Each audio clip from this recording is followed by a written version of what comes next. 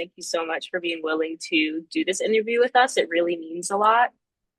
What first inspired you to become involved in initiatives to eliminate hepatitis? When I became a doctor, a medical doctor, and I was an intern, one of the clinical rotations was in gastroenterology. And on daily basis, in that unit, we were seeing the patients of hepatitis B and C. But because it was a tertiary care hospital, we were seeing the patients who were very late, very late in the stage of their hepatitis.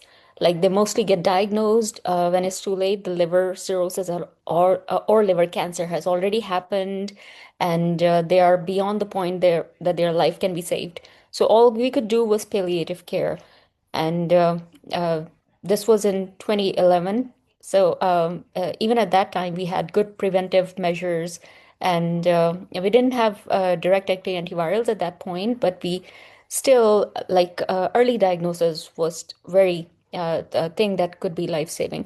So this was something that I was doing in the hospital, and at the same time, at my home, I had my mother who was diagnosed with hepatitis C very, very late when her cirrhosis had already set in. So I was looking the similar symptoms in the hospital, similar symptoms at home, and feeling empathy for every patient. So yeah, that was really hard, but uh, I don't know, that somehow gave me a compassion fatigue for clinical sciences as well.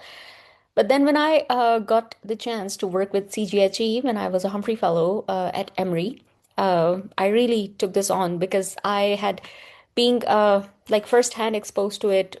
What we do our research, we study a lot. So I was really interested in hepatitis in that manner. So when I got a chance to work with CGHE, I really did take it on very passionately, and then I went deeper into it, and I learned that there are other ways, other public health ways to do something for prevention, uh, and of course, early diagnosis. So this whole advocacy stems from this clinical experience and an experience as a caregiver for somebody who died of hepatitis and liver cirrhosis. Yeah. It's very commendable that you're able to fuse both your expertise as a medical doctor and your expertise in the field of public health and kind of intersect the two. And then obviously having a personal connection within your family to a disease like this, it just makes you want to, go at it even with even more passion. So I love that. Who are the women, either past or present, or it could be both, who have influenced your advocacy style in public health? Well, the first woman who I really aspire to be like is Dr. Sania Nishtar. She's the current CEO of Gavi, and she is a Pakistani, and she has had a wonderful career. She was the first woman cardiologist of Pakistan, and then she worked with the government. She became a politician, and she did some really great work for poverty alleviation. And she had a really wonderful role in making in developing this health insurance system for the government hospital for poor people. So I was really inspired by her. And then she became CEO of Gavi. And when she got onto that position, I started following her career very closely. So she is someone I aspire to be like. But being in public health for like more than a decade now, I have met some wonderful women. And yeah, one of these women is Dr. Noshin Safdar. She was a surveillance officer with me in WHO, and she really taught me the work ethic that women have and how detailed we are in every aspect of our life. So, being detailed in surveillance is so important, and that's what I learned from her. And there are so many other great women that I can think of. The list goes on, but yeah, these are the two key persons I wanted to mention. So in 2023, you founded LHEAP, which is Local Hepatitis Elimination and Prevention for short, in Rawalpindi. I'm saying that correctly. What gap did you see that inspired you to launch this project? Yeah, the big gap in the world of hepatitis is underdiagnosis.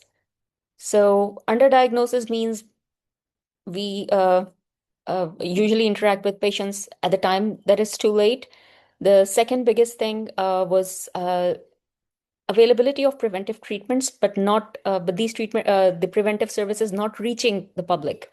So I thought Like if I had a campaign like that when my mother had this hidden silent infection, this could have saved her life. So we went into the field from door to door, screening every age group, which hasn't happened before in any clinical or implementation studies. So we screened every single person of that area in every single household, and we found so many cases of both hepatitis B and hepatitis C. And if we put a female angle to it, I would like to mention the youngest person in our study who was hepatitis B positive was a 3-month-old child who contracted hepatitis B from his mother. So there was that mother who we interviewed her. We did some investigation on how she contracted it. So she probably contracted the infection during her first birth via C-section. So maybe because of the contaminated instruments, that's where we could link it to. Of course, we cannot say it very definitively, but the history suggests and the history and the blood test that she has had suggest that that may probably be the time when she was infected. So 3 out of 4 of her children had the vertical transmission of hepatitis B and they were infected. The only child who was not Hep B positive was the one who received hepatitis B birth dose.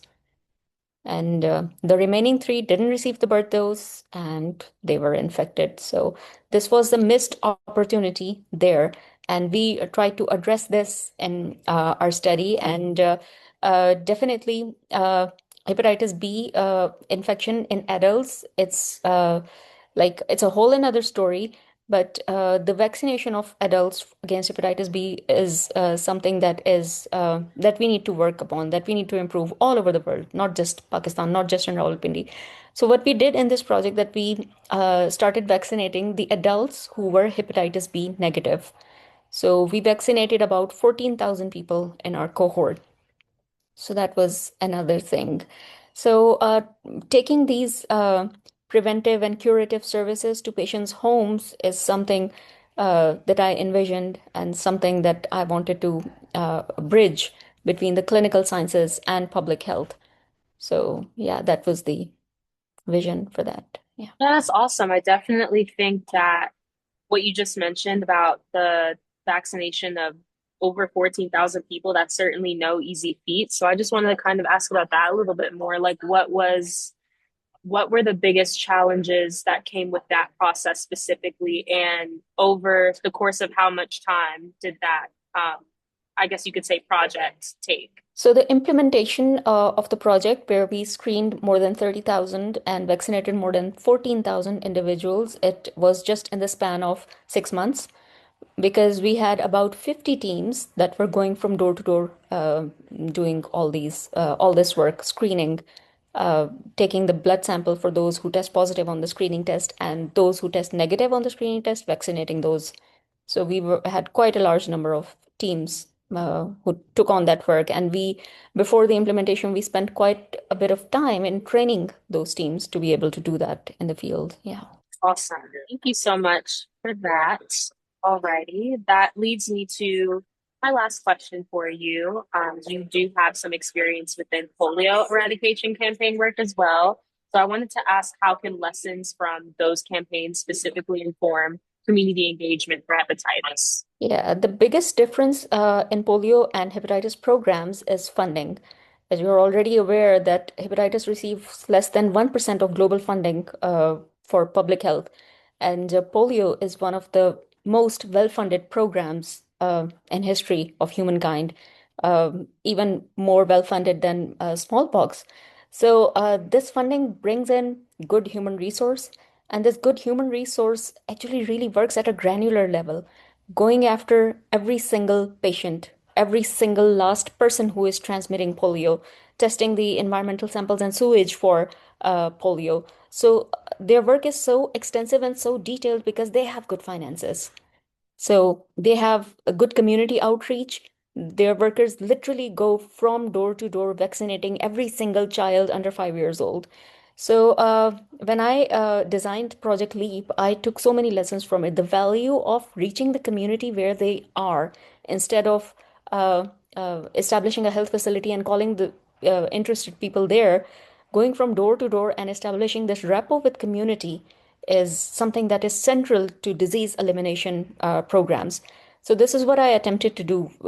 I mean, this was no easy task to train one informal health worker who's not a doctor, who's not a nurse, to train them to do the screening at the doorstep, and also to, if they are positive, draw the blood sample. We had to train them for it, and to vaccinate them, and to carry the box, and to maintain the cold chain of vaccine, to maintain the separate cold chain of the blood samples that they are collecting in the fields. So this was very, very detailed work. So LEAP project was quite a bit inspired from the polio program. But then again, like I mentioned, the difference is funds. LEAP program was very, very well funded because it was a partnership project between the government of Punjab, and it was yeah, supplemented by funds from the coalition. So we spent in this project per patient, we spent less than $1, but still, it was way more than what is available in national programs. So this was, I would say, a well-funded study, and the reason we could not expand it more, or the reason we cannot, this project is not generalizable, is because it is expensive. So we can draw on the polio experience, make the things comprehensive and detailed, but it needs funding, better funding. Absolutely. Absolutely. Well, thank you so much. Those are really all of the questions that I have for you. Thank you so much for taking the time to, again, do this interview. You gave very insightful and impactful responses. So, yeah, thank you so much.